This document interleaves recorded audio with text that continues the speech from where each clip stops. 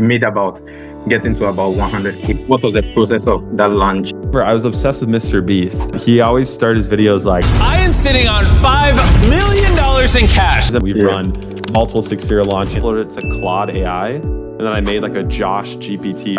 It's like just like me. It's so funny. I'd rather be a wealthy marketer than trying to be the best marketer here. But my usually metric is like, find someone with 10,000 people in their existing audience. So you're getting all the benefits of owning an offer. Do you feel like being homeschooled was something that was a huge advantage to you? She was the one that actually told me I should drop out. Like, there's no way your teacher's telling you to drop out. I'm serious, shit. All right, so we are recording. And first of all, I just want to say thank you so much for making the time to speak with me. I know that you're pretty busy with the office you're running and everything you're doing so far. So really appreciate the time you've put into getting on here. So just to kick things off, you just finished launching an offer with Mark. That was awesome. All organic. So like walk us through that like from the start, because Mark is someone who is really up there, who is like making 8 figures, 9 figures, but how like walk us through the process of how you got him on board, how you got him to agree to you publishing him and him agreeing to like being on the call. So really excited to see that breakdown of how everything went down. Yeah, dude. I appreciate being here. And I just wanted to just shout you out for a second. You're somebody in the industry who's doing a really good job at positioning themselves and getting well known and doing good work. And not everyone knows how to do that. There's a lot of good marketers out there who are not well known, but I truly believe that you're going to be someone in the game that people remember. And so I appreciate you asking me questions and coming on here, interviewing me. I'm really excited to be here, dude. Awesome. So the first question, like with Mark's offer that we just we finished launching, we made about getting to about 100K with that. The price point was about 2K-ish. So like again, how did you get like Mark to agree? Okay, I'm going to do this with you. Like again, like what was the process of that launch and from start to finish? Like okay, someone who is up there in the industry, and then you got into agree that hey, I'm going to launch an offer with you and actually execute on that. Yeah, so it was really cool. I mean, it kind of started back to when I was about 16, maybe almost 17 years old. I attended an event. Might have even been 15. I got to check the dates, but I attended an event in Las Vegas, the first time that I ever had traveled or been on an airplane. And it was a marketing event called like M4 Accelerator. It was run by these guys who ended up being very like fraudulent scammers in like the e-com space, but at the time they were very well known. And I saw that there was going to be a bunch of like marketers there that I liked. And so, we bought the tickets, flew my dad and myself out there, paid for the whole thing, and went to that event. And at that event, Mark Lack, who we're talking about here, he was one of the speakers there, and he runs a company called Shorten the Gap, and he was speaking, talking about personal branding, and it was a great speech. I loved it. Good talk. And what was cool is afterwards, my dad is a very social person. He can just talk to anybody about anything and just like can strike up a conversation with anyone. Like he doesn't get like afraid or like if someone's like a well-known person or celebrity, he doesn't care. He thinks he's like at their level. He just walks up to them, talks to them. Like it's crazy. Some people would like be shy of it. And so he went up to Mark after he was done talking, and he was just like, "Hey, my son's here. He's like 15 years old, 16 years old. Can you come talk to me? Just give him advice." And Mark was there with his wife. And I remember he came over to the back of the room where I was sitting, and he took time to just like start giving me advice. And I don't remember exactly what he said. It was a while ago, but it was something along the lines of probably more motivation. Like, dude, you're young, blah, blah, blah, keep going. And so, we had that conversation. I remember I was just sitting there like, oh, wow, like this guy's really cool. And so after the event, we stayed connected on Facebook in that world. And at the time, I was doing copywriting, agency work, service work. And Mark knew that, and I started like building up my name and reputation. And so eventually, the first way we started working together is he actually outsourced like a funnel build to me for one of the people he was publishing. And so that's how we first started working together. And so fast forward to this year, we had always been talking like, Mark, like I got to interview you, dude. Like, we've known each other for so long. He's really likes being in the shadows. Like he's a very like quiet person in the game, and just crushes it for people, doing launches with like Mike Tyson, Jake Paul, some more controversial people like Alex Jones and Jordan Belfort. And so he's working with huge celebrities. He kind of sits behind the scenes. And so I was like, Mark, we got to do an interview. And so we did an interview and it was awesome. People loved it. People still love it. People are still sitting around watching it. And he really just opened up and kind of gave vision to what's possible in this game. And more Mhm. importantly, talked about a model that we call offer publishing. And what's cool is, before we done this interview when I was 17, I'd gone to his house and he actually had taught me this model. And so I was in his living room at one of these $25,000 VIP days he hosted. And he taught me this model front to back on how he was owning offers without showing his face, without creating an audience, without being the brand. He was just more so the marketer behind the scenes, but he actually owned these products. And so it was such a great model. And I mean, especially today where there's a lot of people doing client work who, they don't want to work with clients. They want to own their own offers. They don't want to be told what to do. They don't want to have to, bow down to their client and live inside Google Docs every day. There's a lot of Mhm. people like that. And so I was like, Mark, we've got to share this with people. We have to get this out. And so that's what led to us launching to what is now called offerpublisher.com, which is that product you just mentioned that we had launched last week and taught Mhm. live in front of 50 plus people, which people are already getting great results. And so yeah, it was like this long journey of things just happening Yeah. naturally, and that's how I know this is meant to be because it's not something that was forced or rushed or made up or you kind of you like in this industry you can kind of make up storylines or models and it's like it's always new and sometimes when things are new it hasn't been around for a while so there's not much proof but this is something Mark has been and Mark and I have been doing for years now and he taught me over 4 or 5 years ago and that I've been using in my business. And so now it's the time where we can actually share it after we perfected this model. And so it's going to Mhm. free up a lot of people in 2025. And that's kind of the Yeah. mission. Like we really want to give people choice and Mhm. control and ownership. So we're really excited to do that. Awesome, awesome. I know we'll be getting to offer publishing, but one of the cool things that I talked about right now was your dad putting in front of people, like putting in the room. Yeah. So I talk about that. You mentioned that you had to drop out of school. You didn't like you were Yeah. homeschooled. You were Yeah. I homeschooled, and dropped out then of you had homeschool, to. homeschool dropout. Yeah, so like, and what through that? Like, what do you feel like being homeschooled was something that was a huge advantage to you, or like Mm, if you should have gone to public school, that would have been a different story? Like, yeah. walk through what happened with your Yeah, dude. parents' It decision to. was I always tell people it was like my unfair advantage was being homeschooled because I learned how to learn. Like I learned how to Mm, self teach myself and understand how I did like when I would do my homework, what was my energy level going to be like? Do I want to do it sooner or later? I had to really manage my own schedule. I had to, decide and choose like at what rate I wanted to go. Whereas most people, it's just handed them like a structure and a formula. And some people master that and they succeed, and other ones reject it or don't like it. And so I had room to really pivot and go the path that I wanted to go. And so I mhm, always thank my parents for that because it did give me the advantage and the time. Like I could do my schoolwork and finish at like 12 o'clock and then mm, work on my business for the rest of the day, from 1 until sometimes like 1 a.m. In the sheesh. basement. And so it was awesome. I love it. And I always tell homeschoolers that I know now because actually it's funny. Little side note, I went to a homeschool co-op. So it's like you go to a place, there's other homeschoolers, and like one of the homeschool moms will teach the group of homeschoolers and you like pay to Oh, go and so it's like kinda okay. like school twice a week, right? And so I did that, and I remember my math teacher, I got told her, "I don't wanna do this, I don't wanna do this, like, I wanna do my business," and she was so nice, her name's Mrs. Sands, and she was the one that actually told me I should drop out. She was like, "What are you doing here? Like, Mm, you know what you wanna do, like, you know mhm, what path you wanna take, like, why are you here? Why are you doing this?" And I was like, "Oh, shoot," and so I tell my mom that, she's like, "There's no way your teacher's telling you to drop out." I'm serious, she is.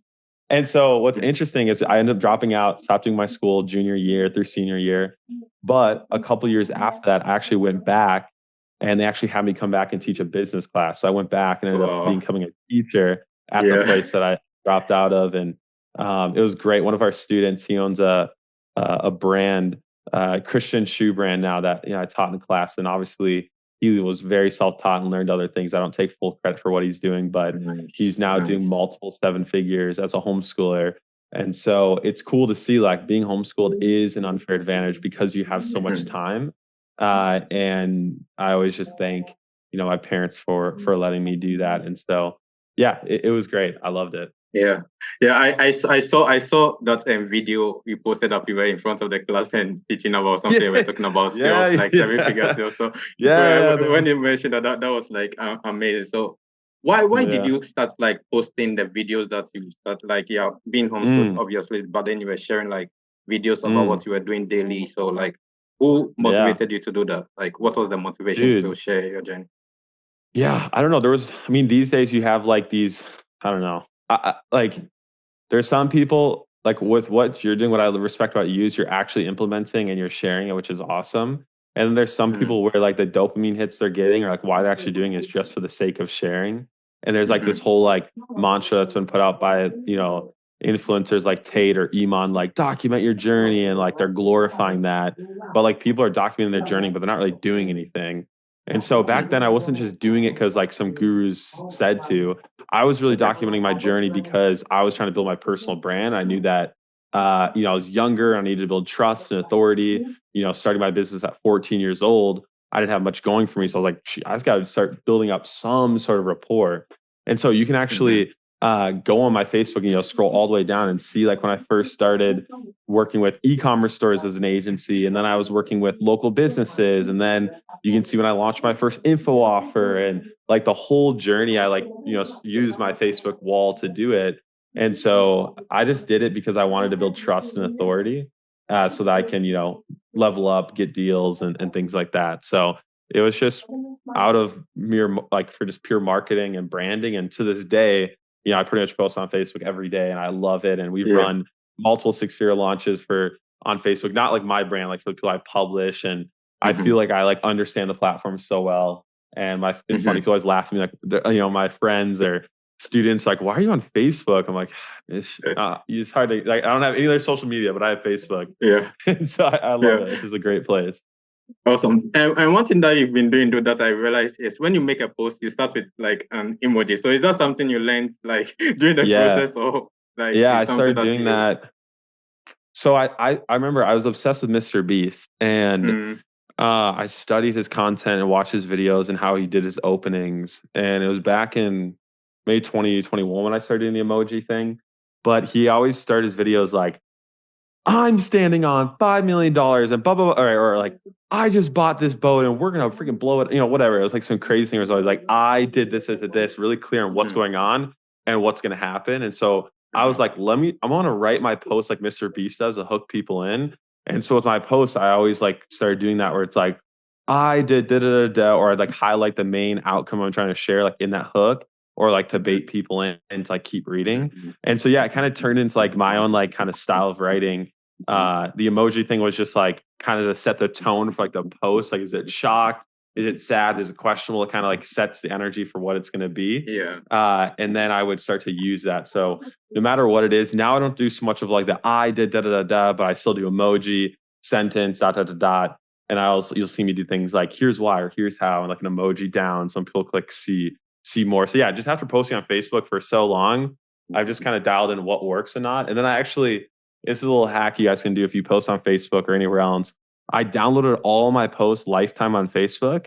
You can like download your data just in the settings, and then I uploaded it to Claude AI, and then I made like a Josh GPT. So now I can like use AI Mm, to write. It's like just like me. It's so funny. And so it does the whole nice. emoji thing, and like that. It's so funny. It Nice. could tell that was Nice. like my style. So yeah, dude, it's just over Nice. time, just posting consistently and just building my brand that way. So Nice, nice. And one thing about the post is when you make it like in the title, you can see that like it stands out in the title, especially if you have multiple tabs open, you can say, okay, an emoji plus some text, and then yeah, you know exactly what you're reading. So that was really cool to see.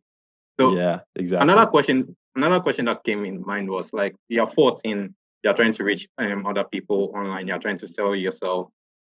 Yeah. Was there a time when you said, okay, I'm too young to reach out to people who are older than me? What was that mindset Mm, and how did you overcome it? mm. Yeah, so to give people a context back then, like when I started out first business online, I tried to do was e-commerce. I quickly realized that I didn't have the capital to really scale that. There was no TikTok or organic back then. It was Instagram shout outs and like cold traffic. That was it.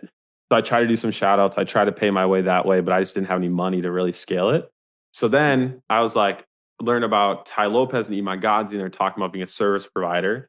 And so that's when I got roped in like client work. And since I'd been in e-commerce communities and I was on Facebook, I started like building up my authority in Facebook groups for like e-commerce. And so that's my first like man, this was well, I'm 22.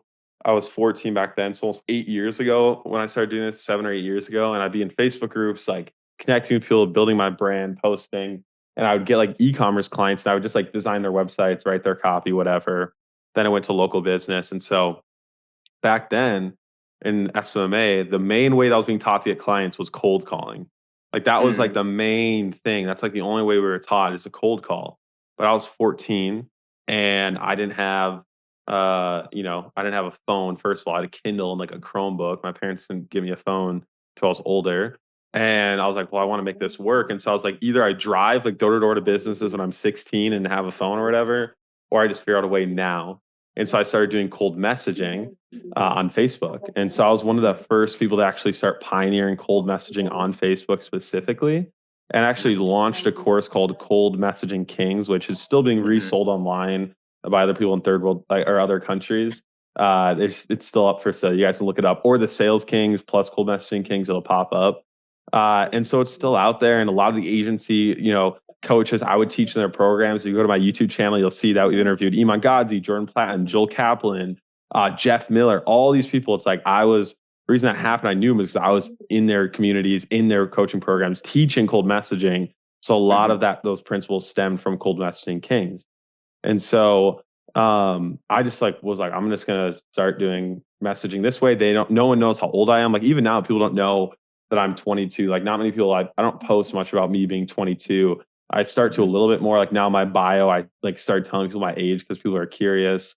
And so I just like found a way to still build authority and trust. And people didn't know where Hmm. I lived. They didn't know I was in a moldy basement in a farmhouse. They didn't know I just had a Kindle or a Chromebook. Like, dude, I had the internet, and there's ways that you can still keep a perception of being someone who's legit and just get feel good Yeah. results. And so it didn't matter, and that's how I Hmm. really started building my brand and like connecting and doing like that client work.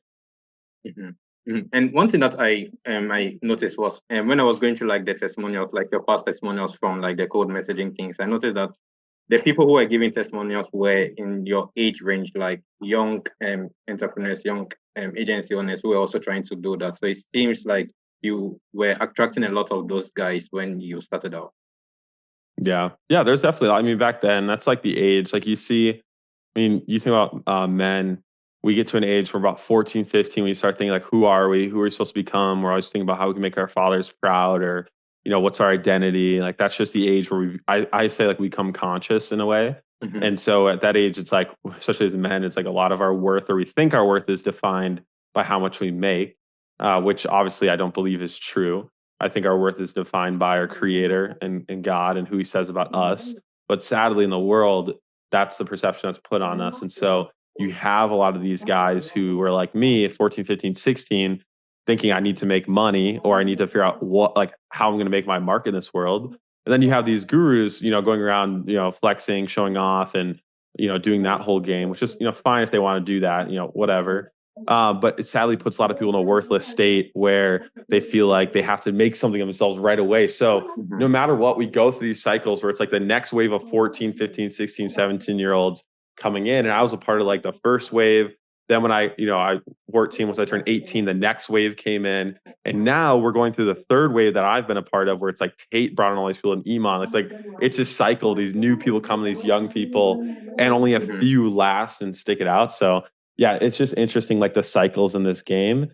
And with the models that are being sold, sadly, to a lot of these people, they don't last. They haven't been around for a long time and they change so fast. And that's why I really love offer publishing because, it's not going to go away if like the pixel changes on Facebook or it's not going to disappear, just Hmm. because people become aware of like a webinar or a load ticket. Like it's not built on like a process that can break. It's just built on fundamental principles in a way that you can partner with people that will never change. Social media would literally have to disappear. Facebook would have to go away. Instagram would have to go away. Email lists would have to go away. Everything would Yeah. have to go away for this model to break. And that's why I love it. But sadly, being in this game for 8 years now, I've seen and been a part of so many models changing and shifting. I mean, just think about, dude, you remember like the hype of like Facebook group funnels, like, Hmm. using a Facebook group?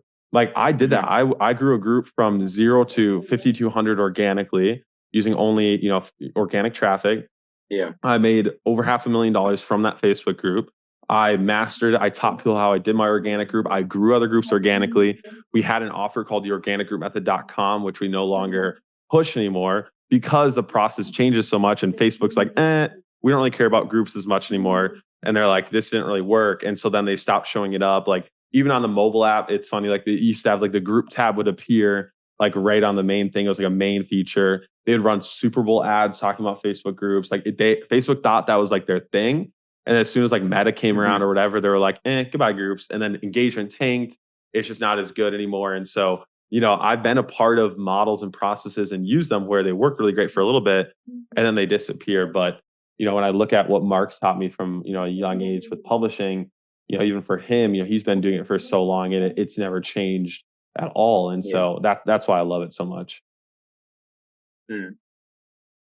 That's awesome. And what do you think is preventing people from like adopting publishing? Because again, as I'm also building a publishing agency in public, it's something that a lot of people have been asking questions of. But one thing I've seen is that they don't want to really get into it. They're just like, okay, curious about the model. They're just asking questions, but it seems like something is stopping them from adopting that and getting into it. So what have you seen in the market that I think is like preventing them from jumping in? Yeah. So, first thing is people don't really understand it. And so that's why I'm posting social, trying to teach it and sharing on it. What is offer publishing? A lot of people could compare it to like growth partnering. Like you think about being a growth partner where, you're that language going around. I think that's the one that people may be like, oh, I know what that is. So the difference in being a growth partner with a business and an offer publisher is when you're a growth partner, you don't have ownership. Right? You're still doing client work. You come in, you don't own the marketing assets. You don't own the payment processor. You don't own the entity. You don't own any of it. You're coming in and you're pretty much a glorified freelancer or an agency owner. And you do get paid performance, which is similar to publishing, but you don't have ownership. So there's always a risk that you can get let go and leave with nothing. With offer publishing, we are going to people where we are setting up an infrastructure for them, maybe sometimes from scratch. And then that allows us to have ownership, meaning I own the marketing funnels, I own the marketing assets, I own the payment processor. Sometimes I even own the bank account and I'm paying them out. So they're essentially what would be a client to someone else is usually like my employee in a sense. Like these creators are employed by me and I'm dictating what they're doing and we're launching offers together. So that's the first thing, like understand the difference there. The next thing that holds people up is just not understanding the model and how it works. And it's pretty simple. I made a post on this the other day on December 18th, just talking about like my process and how I do it. But it's very simple. And I'll just repeat kind of the condensed version here for people who maybe don't understand it. But essentially what we're doing is, as a, copywriter or a freelancer, or if anyone in the marketing industry does client work, instead of going to a client and saying, hey, I want a retainer up front, like I want my money now, and trying to convince someone to do that, we're saying, hey, we actually don't want anything up front. We actually want to get paid on performance. And in return, we just want to own the marketing assets, the payment processor, and everything else. So what I'll do is I'll go to a creator that has an audience anywhere from, 10,000 followers plus, whether it's on Instagram, Facebook groups, email lists, like I don't care. But my usually metric is like find someone with 10,000 people in their existing audience. Once I have that creator, I'll go to them. I'll say, hey, I have an idea for a winning offer we can launch in your market. And I'm looking to do it with a creator like you. Would you be interested? Of course, they're like, oh, and I'm going to do, and I also say I'll do it on a performance fee. So they're like, oh, sure, I'm interested. And we send them a proposal with our idea and what we're doing. Then once that happens, we get them under contract. So once they say, yeah, I want to work with you, we put them under a legal contract so that we don't get screwed over and so they don't take the money and run away with it. Once we have them under contract, within the first 30 days, we run what we call a fast launch to their audience because they already have followers. That's kind of like the cheat code of this model is we're skipping the audience building step. We're skipping having to build a list. We're skipping having to build authority like other people do when they're trying to start an offer from scratch. Like think about for you, how long you took to really build up your name and your brand, you're posting, you're getting engagement. Like think about the time it took to do that. It's like, a lot of people, they don't want to do that. They don't want to be the face. They want to sit behind the scenes or they don't want to take that much time to do it. It's like for me, it took me 7 to 8 years to build up what I have now. But when I publish people, I can skip those 7 to 8 years and find someone who's already done it and just partner with them. So within the first 30 days, we run a fast launch to their audience, meaning we launch usually a low ticket or mid ticket product to their existing audience. And on that launch, that'll allow us to put cash in our pocket within the first 30 days. So we're not working for free forever. It's like, dude, you sign the contract within 30 days, you should be making money if you follow the process right. And then after that launch, we now own a product with someone else's face on it, someone else handling the fulfillment that we can scale evergreen with affiliates, cold traffic into their existing audience, as well as building up a catalog from there and out. So it's very simple. You reach out to a creator, you partner with them, you say, hey, let's launch an offer to your list. You run a fast launch to their audience and collect cash within the first 30 days.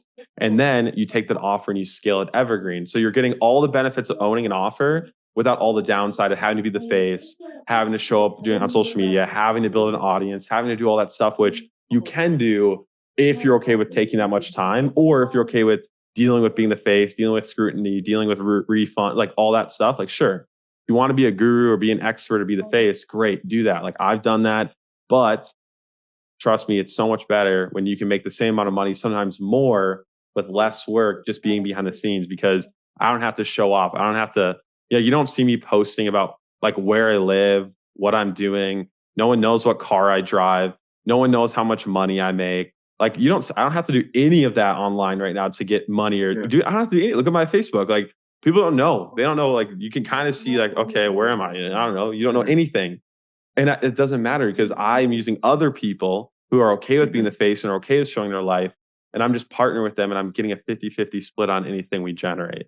And so that's why I love this model, is because I get to kind of be behind the scenes and do what I love, and be a marketer, but it's kind of like a shortcut. And it's funny. One more thing I'll add to before I let you ask whatever else you want to ask, but I was talking to somebody on the phone who had gotten into offer publishing, and he was just thanking me. He's like, dude, thank you so much for telling me about this model. It's so exciting. I love it. It makes perfect sense. He's already locking in deals with people, and it's so cool to see. And he was telling me, he was like, he had this line, I loved it. And he said, man, I'd rather be a wealthy marketer than trying to be the best marketer.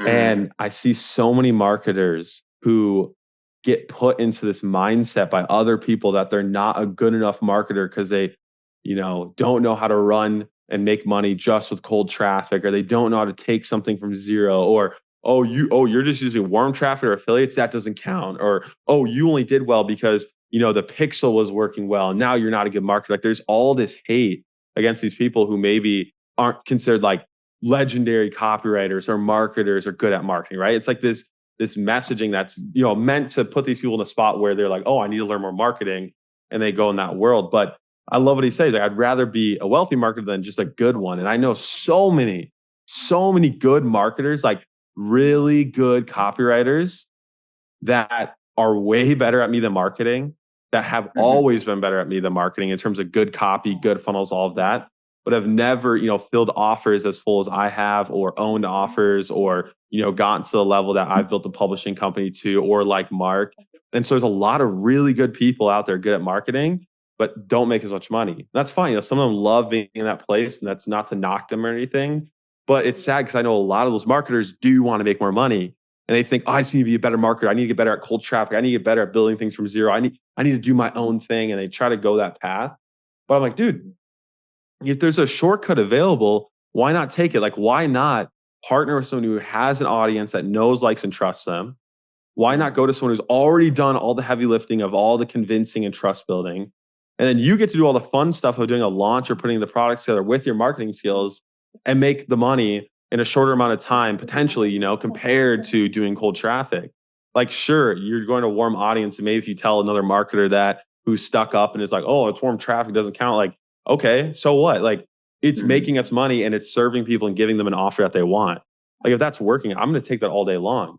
And so once I realized that, I let go of that identity of, oh, I need to be a better marketer. Oh man, I'm not a good copywriter. Oh, I need to take more copy courses. Like, I stopped, watching any calls on copy. I stopped studying how to design better. I stopped all of that. And I was like, no, I'm going to get good at assembling people, and whether it's, assembling creators with contractors to run these launches, and then quality controlling it and being able to tell what is good copy or what is, bad copy or bad funnels or bad offers. And that's all I did. And when I made that switch, that's when I started to make more money than I ever had before. When I let go of that pressure of, I need to be a good marketer, instead switched and was like, no, I want to be a wealthy marketer, and I want to, be able to support the lifestyle that I want, and help my family in the way I want. And that's why I'm doing this a lot. Like, to be honest, like, this stuff is great. The marketing stuff is great. But like Mark says, it's not the end goal. Like, that truly, in the grand scheme of things, it doesn't matter. Right? Our family matters, our religion matters, our relationship with God matters. Are we helping others? Are we supporting others? That's what matters. So if that's true, why do we have so many people obsessed with and consuming, trying to be the best marketer in the world and stressing, oh, I didn't write good copy, or oh, my client said I'm not good enough, or like they get so caught up in trying to prove something or be able to like have this status. Like, there's this, I remember I used to think I would get more status if I was a good copywriter, if I could like go flex how much money I made my clients. But then I was like making my clients millions and I was getting paid a couple $1,000s for it. And I'm like, dude, what is there to show off there? Like, you get a little bit of like, oh, good job. Like, good job, Josh. Like, that's great. But then like, if you look at that and you're like, who really won? Like, who really won in that situation? Like, I'm just showing off that I got assembled by some smart dude who made millions of dollars and was like a pawn to his, kingdom, which is, again, it's fine. I loved helping my clients. Like, I loved seeing my clients walk across the stage at Funnel Hacking Live and get their 2 Comic Award. I felt great. I loved it. But then when, it got to a point where I'm struggling to afford to pay for the wedding, for my wife, and to, I had the diamond, I had the band, and I couldn't even afford to put it together at certain points in my journey. And like, once you get to that point, you're like, okay, it's time to find a better model. Like, it's great to help other people, but hey, how about I help people get those awards, but I also get an upside in the deal? Like, why can't we do that? And that's why I do publishing. And I remember even, yesterday, someone made a post and they were like, I just made my client like $1 million for Black Friday, blah, blah, blah, blah. And I was like, dude, let's freaking go. Like, I love that. Congrats to you. Like, you are an amazing marketer. But like, how much did you get of that? Because I was just curious. Like, I'm just curious. Like, do you get a performance? Like, what was your cut? Did you do a publishing deal?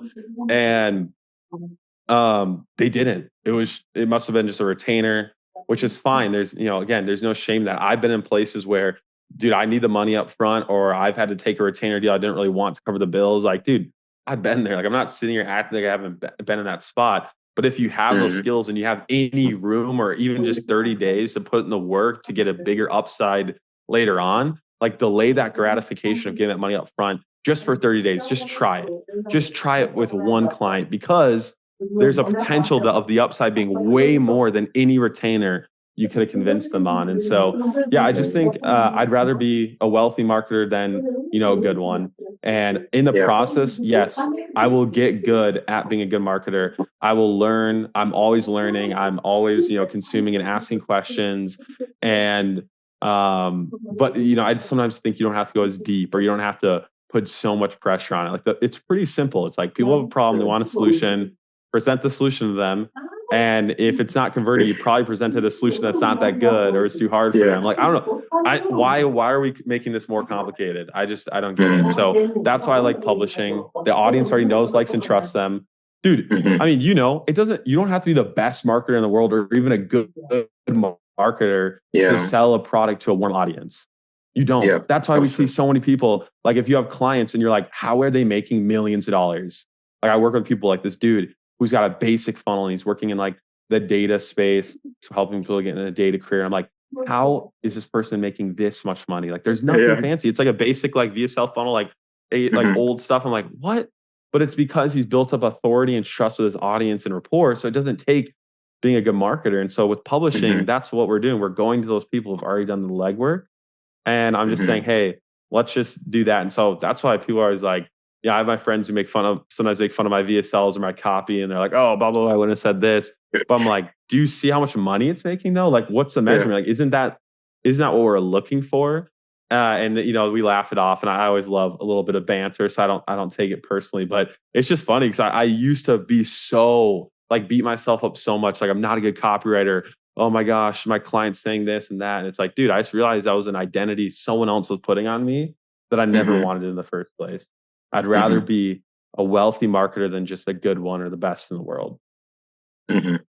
I totally agree with you. One of the quotes that I remember when you started talking was like, the record labels make more money than the artists that they publish.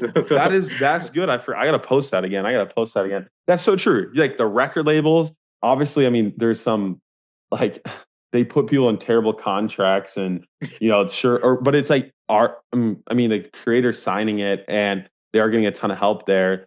But it's true, like the record labels are the one making the most money.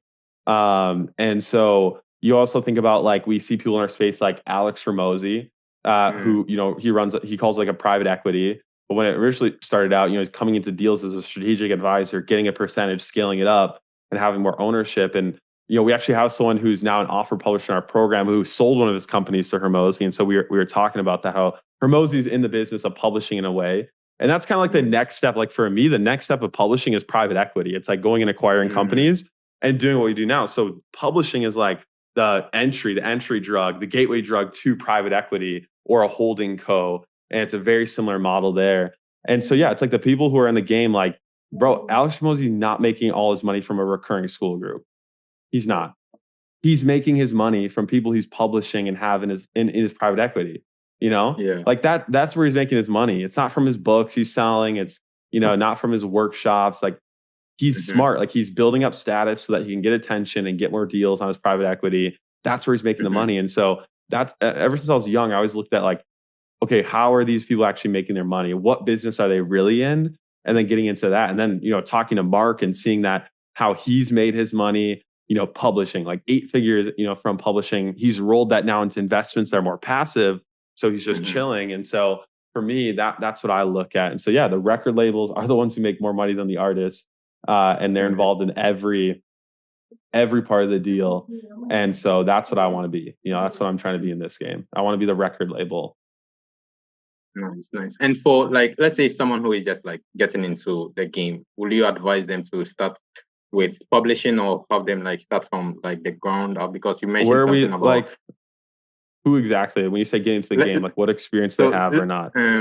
Let's say they don't have any experience in copywriting ads, nothing yet, and they want to they want a side gig to get into. Would you recommend publishing to be like the entry way, or they should get better at? Yeah. Because you mentioned something that like knowing the difference between good copy and then bad copy of marketing assets. So what will your recommendations for that person be?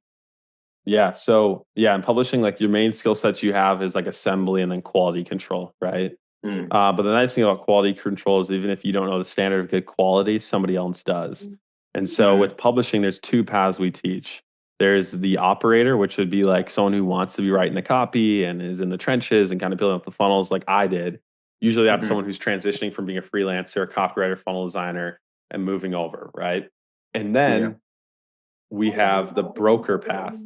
And so the broker path is essentially you're more so a connector. So this is still assembly. This is really where you're getting into assembly. So you're maybe less in the quality control, but more so in the assembly. So if you're someone who likes to talk to people, network, connect with people, do, go to events or just be, learning and just out in the market, the broker path is a great way to get into publishing because what you do, and this is what Mark did. And that's why I love the offer publishers path is you have Mark who took the broker route and there's me who took the operator path. So we've done both. And so you kind of get to see both sides.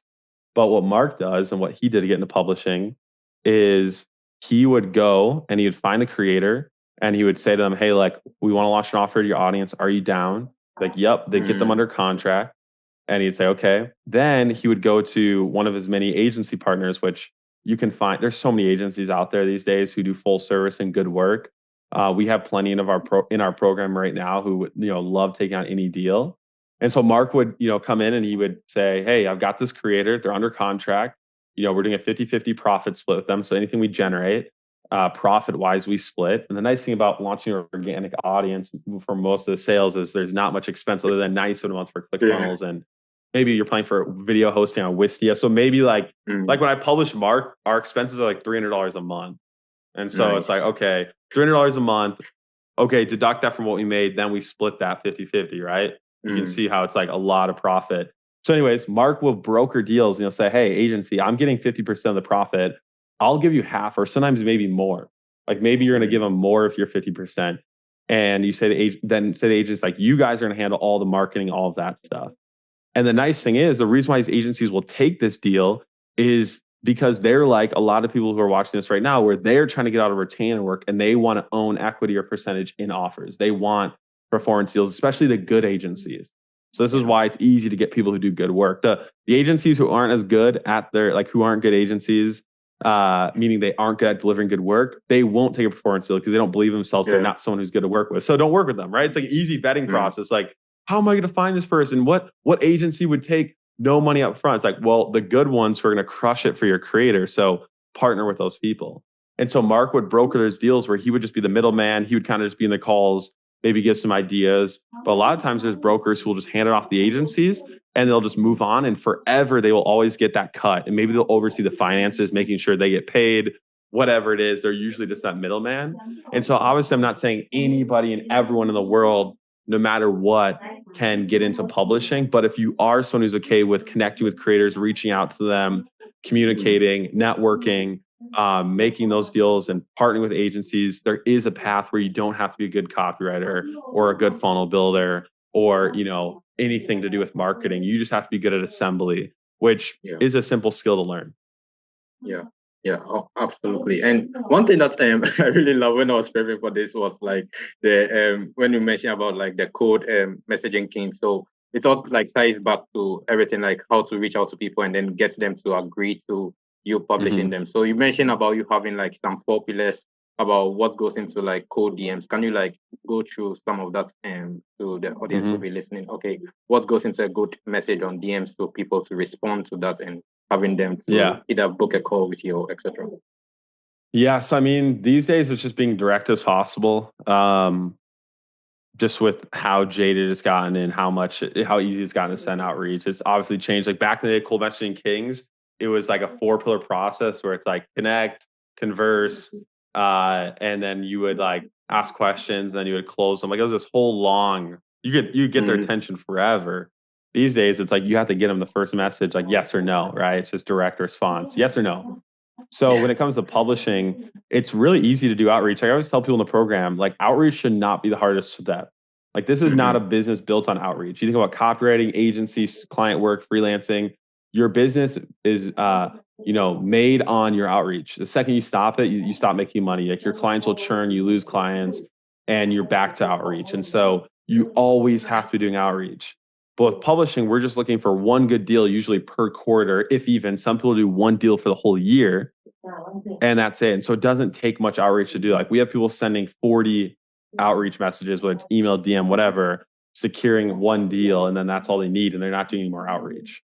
So with publishing, outreach shouldn't be the hardest step, which is why we don't put a huge focus on it, because it's pretty easy. Like when you reach out to someone, you're saying, hey, I have an idea for a winning offer. We can launch your audience.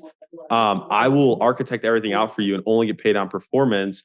And I'm looking to do it for creators in your industry. And so that kind of creates that scarcity of like, oh, what if they partner with my competitor, right? So that's a little thing you can add in there. That's it. Are you interested? Yes or no? You want to hop on a call? You want to see your proposal? Yes or no? Most of the time, people are going to say yes.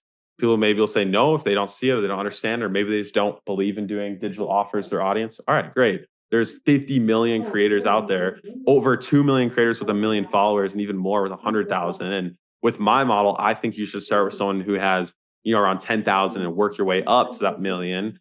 And like, I remember my first publishing deal, they had 8,000 people in the Facebook group. That's it. 8,000 people in the Facebook group. Some of those people were also on email, and I was making $5,000 a month from that publishing deal. And so you don't need a massive creator to do well organically with them. We weren't even running ads really. We tried, and it was just better to do organic. And so, yeah, outreach should not be the hardest step, but if you do it, with publishing, it's very easy. Whereas like if you're doing agency, copy, all that stuff, you kind of have to like, get into guarantees or claims. Then you have to like, you're selling your retainer up front, and there's a lot of resistance, and people are like, I've already hired an agency before. It's gotten a lot harder. And so I've just moved on from that. I haven't really messed with that at all. Yeah, absolutely. And one thing that I love is like with these creators, one thing is that they really love like creating content, being in front there. And they don't really have the time to manage other systems, managing the team. So it's like, okay, this is an easy sell. You are going to manage everything, and it's an easy yes, unless maybe someone wants more details into what you are going to create, and there's a little bit of back and forth. Yeah, exactly. Like these creators, like they got into creating because they want to do content creation.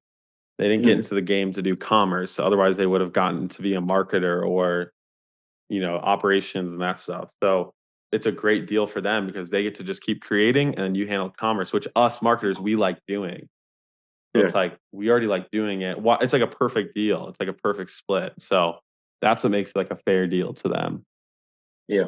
And one thing that I've seen you really you're really good at is like learning really, really fast. So when you got into like NAB plus, like you started like watching all the course, you started like consuming everything. Like you mentioned, you watched the course about 3 times.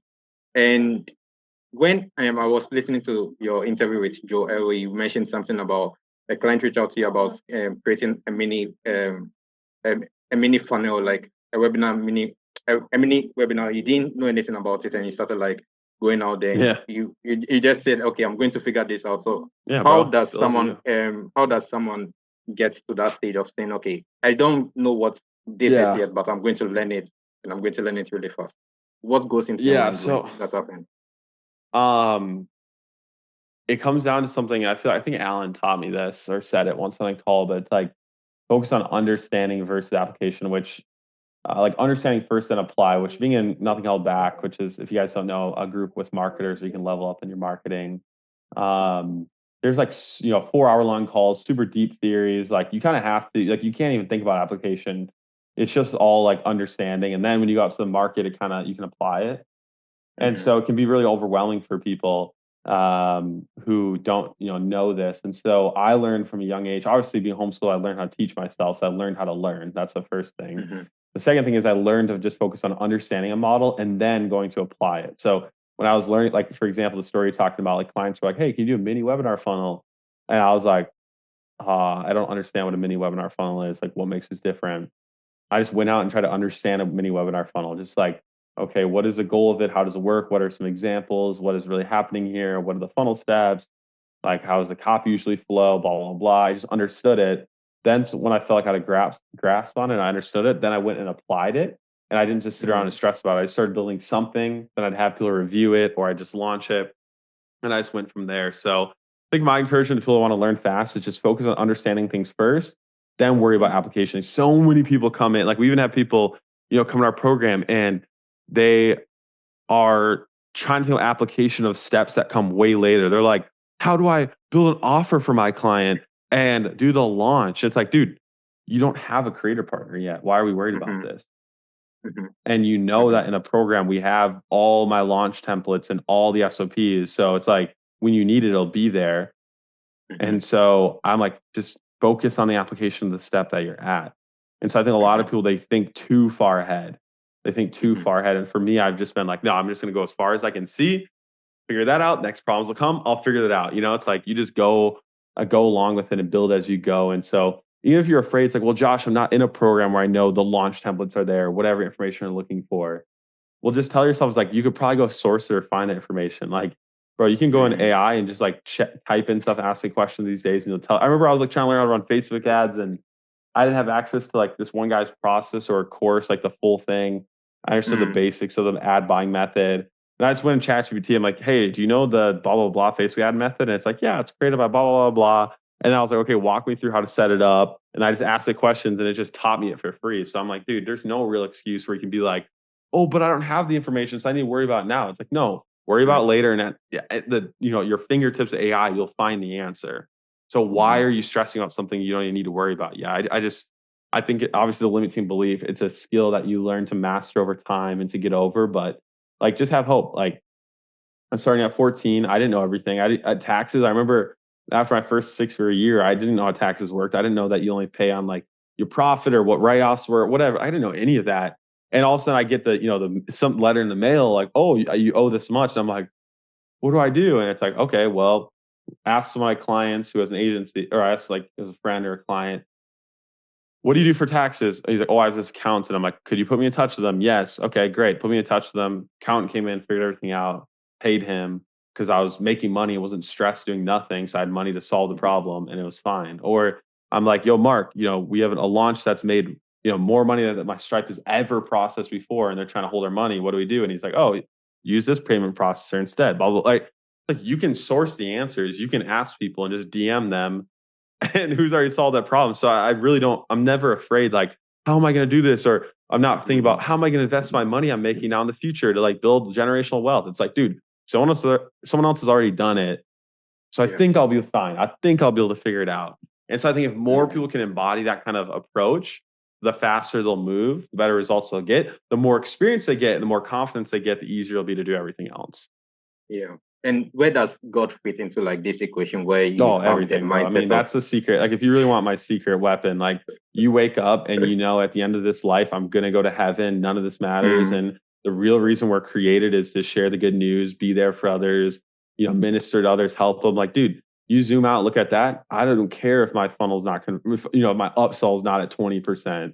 Like, really? Like, you think about eternity and you're thinking about, we only have what, 60, I'm 22 years old, maybe I have 60, 70 years left on this earth.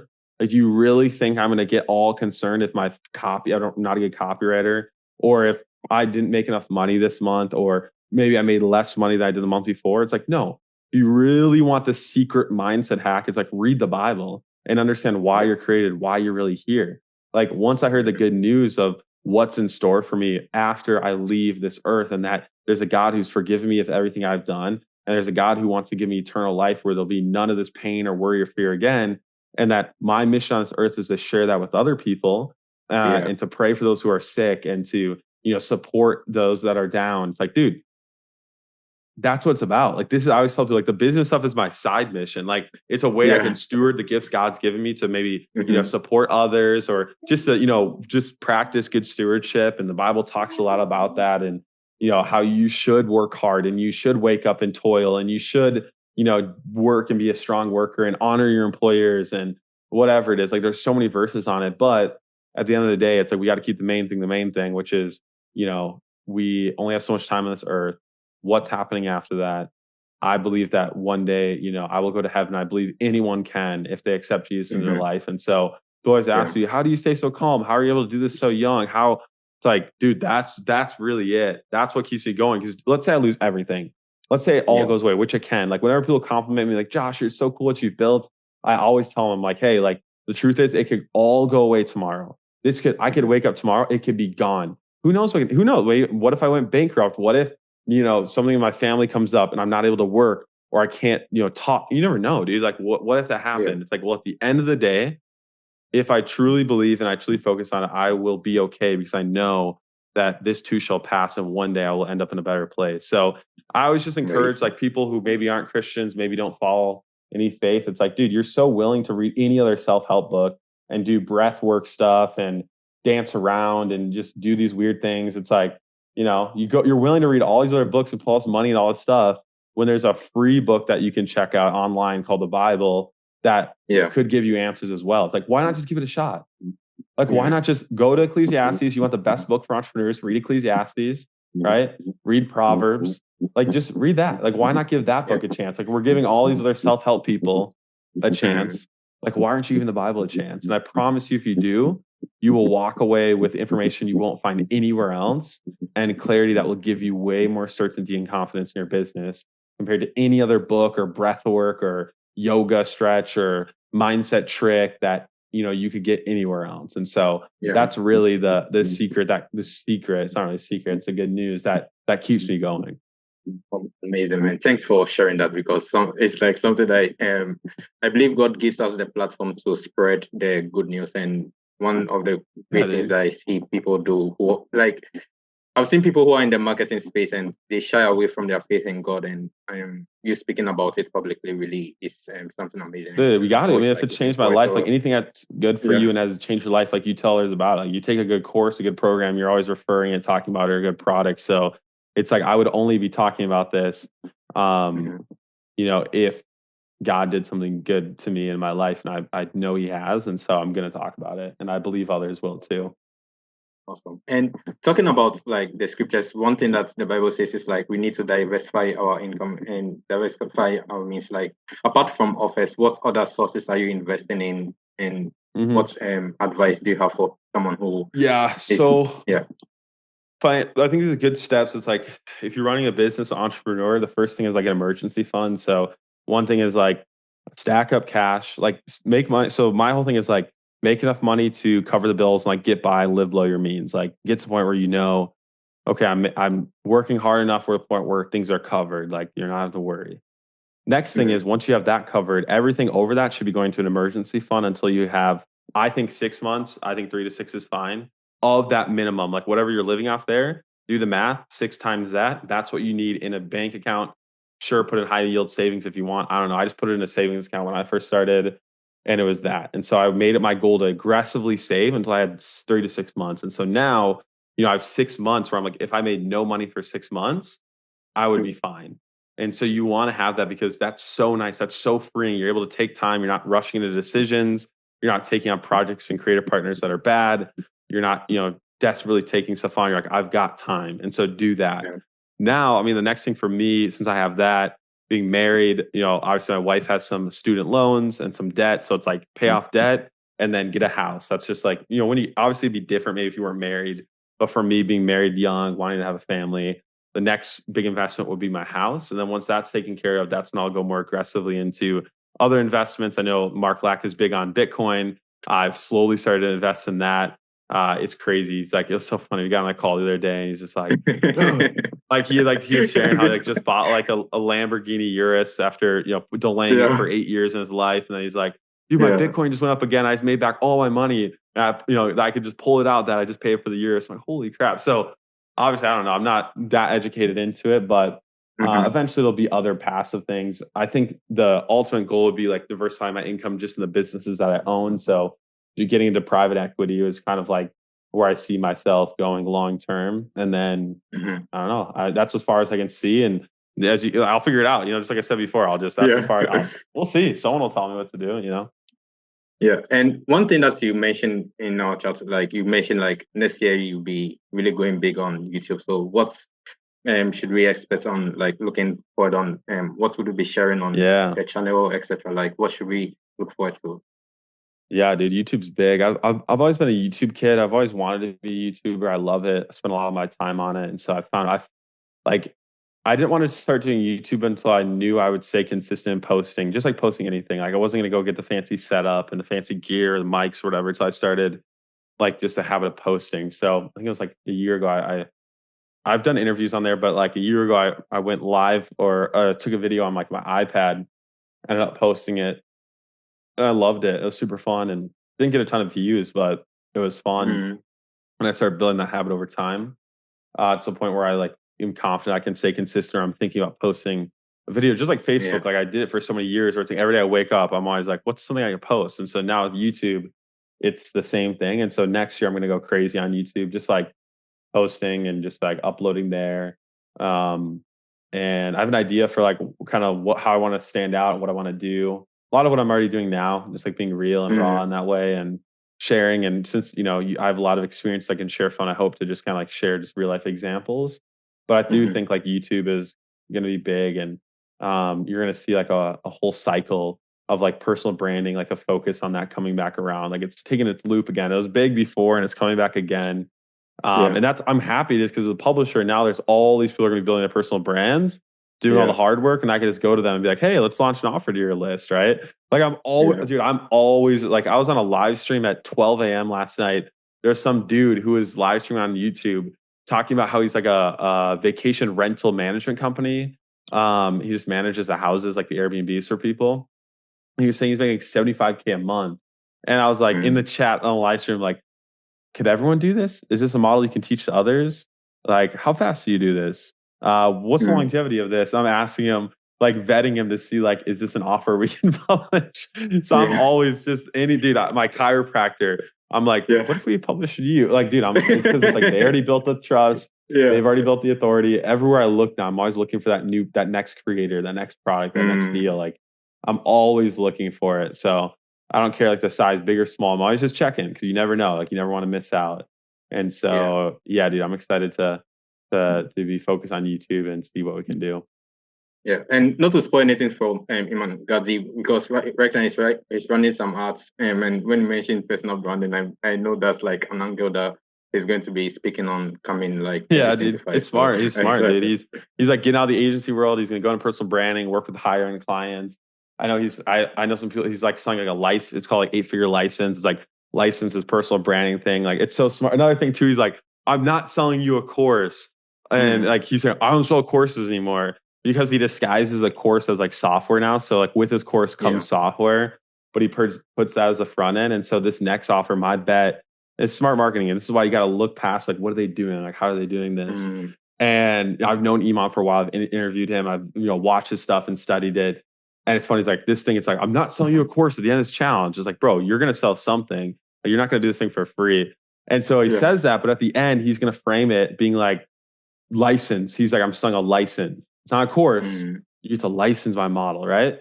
And so, I yeah. mean, it makes sense that you do that. So it's funny. Like you kind of see past it, and it's like it's fine, but it's smart Yeah. marketing. But again, we should be as marketers studying that. That's how you get good, right? That's how you look at what they're doing, not always what they're saying. And so, yeah, I have Yeah. a lot of respect for Iman. What he's doing now, I have a lot more respect for. Like his agency stuff was outdated, in my opinion, since he wasn't in the game anymore. But since he's been building his personal brand for a long time, I respect him for that. I will, for sure. He's great. He's done a good job getting attention. I know he's built a good team behind him. I know some of the people that he's hired to do what he did in the last year. And so, yeah, anyways, a little side note, but yeah, it's funny. Personal branding is coming back around, and it's just going to make publishers a lot more money because we're going to have even Yeah. more people growing their brand organically and getting away from cold ads. And so we can just jump on and publish them, make money, and keep working with more people. Awesome, man. And before we bring it close to this, like one of the things that you mentioned is like you've architected and built that's 450 offers. So what are some of the mistakes you've seen people do, and what can they do to improve the offers that they currently have? Yeah, I mean, people think an offer is like one thing where it's like a guarantee or whatever, but it's like an umbrella. Like there's like an umbrella of an offer. And so my whole thing is like this kind of ties into I've learned a lot from Alan over the years on offer creation, how he approaches it. And a lot of these philosophies come from Dan Kennedy and OG people. It's really basic. And like one thing I heard from Alan, he's always talking about like cause for argument of why this product should exist, and then counter arguments. And I mean, if you look at what that is, really, it's just like showing like the story of like the creation of it, or like the why behind it, like what problem is it solving, like why should it exist, and then why is the solution better than other things. Like that's just age old. That's basic, it's marketing, right? Here's the solution. Here's how it came. You go on Shark Tank, they do little pitches. They're like, one day we were struggling with this, and then I thought there's got to be a better way, and then we created this solution. And then they go into why is this solution better than what's already out there in the market. And so for me, when I'm doing an offer, I'm always looking at that. Like, why should this product even exist? Like, why should it exist in this market? What happened? What changed that opened the door for this product to exist? What was the circumstance? Then you go, okay, now we know what that is. Now let's actually look at the product, the offer, the mechanism, which a lot of info products is usually like a mechanism they're teaching.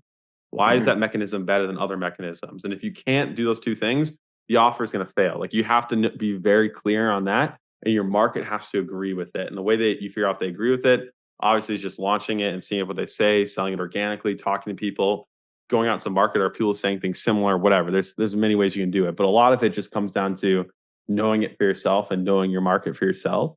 And so those are the two things I look for. If they have a good story for why it should exist and why it's better than everything else, and it makes sense, there's truth behind it, then great, it's going to do well. Like a lot of people, my recent posts on offer publishing, they're like, wow, Josh, like this is great copy. When I'm talking about why I wouldn't be a copywriter in 2025 and why I wouldn't do sales and setting or funnel design, whatever. And I was like, I wasn't trying to write good copy for this. I was just trying to tell you the truth. And since the reason why they're saying it's good copy is because I spoke the truth and they're resonating with it. And so they're like feeling convinced. And so the marketers are, wow, it's such good copywriting. Where in reality, I was just trying to logically explain the truth. So if you can't just tell someone your opinion and like your process and logically explain it, and it doesn't make sense to them and they reject it, then it's probably not a good reason for the product to exist, or it's just not a good enough product compared to what's out there. So I think that's the two things I look for when architecting offers now. That's awesome, man. And to tie everything back together, your mom took a picture of your journal when you were 17 and posted that on Facebook. And in that journal, you mentioned that you had some bad habits. And then, so during that time, how were you able to create good habits to what you currently have now, that you're able to show up and you're able to like work on these offers and still continue to win? Yeah, I think I just had to figure out what I wanted. What do I want and what do I not want to be responsible for? And more so like not not what others say I should have, you know? Like, that's why people are always like, some people come to me messages, they want me to like, they're so used to people pushing an identity or a process on them. Like, you have to be a copywriter. You have to. Mm, Right. That's what they're saying. And then so like they're expecting me to do the same thing. They're like, convince me I need to be an offer publisher. And I'm like, well, do you want to be like, do you want to own offers? Do you like, is it what you want? And they're like, I don't know. It's like, well, okay, you got to figure that out. Cause if you don't know what you want, like if you don't know if you want ownership of products, and if you don't know that this is the model you want to do, and if you don't know if you're okay with just being in the behind the scenes, and right, if it doesn't match your criteria, then you probably shouldn't do it. And so for me, what really gave me clarity is just getting clear on what I wanted and what do I not want to be responsible for. And for me, like I knew I wanted to own offers, I wanted to be involved in marketing, but I also knew I didn't want to be responsible for learning copy or writing the copy, building the funnels, showing my face, building an audience, doing all of that. Like, and I wanted to branch out and go to other industries. And so once I got clear on those criteria, then I was able to excel or exceed and succeed at this model. And so that's what mm, really helps me is like, what do you want? What do you not want to be responsible for? How do you figure that out? Well, you go out and do stuff, and every month you take a step back for one day and note down, I like this, I don't like this. And eventually, after like 5 to 6 months, you know to a T. But along the way, you're still making money and doing work. So you shouldn't just sit around and be like you shouldn't be like, oh, I don't know what I want, so I'm not going to do anything. Like, no, go do stuff and then come back and be like, I don't want to do this or I want to do that. Right? yeah, It's the only way you're going to figure it out. You can't awesome. just sit there and the universe is going to speak it to you. Like, bro, you actually got to go out there Mm, and do stuff. And so, yeah, I feel like that's what helped me like get good habits and like start working towards something when I figured those two things out. right. Thank you so much for sharing, man. I believe like that ties everything back from what we just talked about to Yeah. now, and I believe like the audience will be watching this would get a lot of value out of, because you started this thing when you were 17, you're currently 22, and there's a lot of potential there. So thank you so Yeah. much for your time and for sharing your wisdom with everyone here. Yeah. Thank you, man. I appreciate these questions and I'm excited to see what you do, bro. Like I said, you're next up. And I'll be cheering you on all the way. So it's gonna be cool to see what you Awesome. build. Awesome, man. Thank you so much. And let me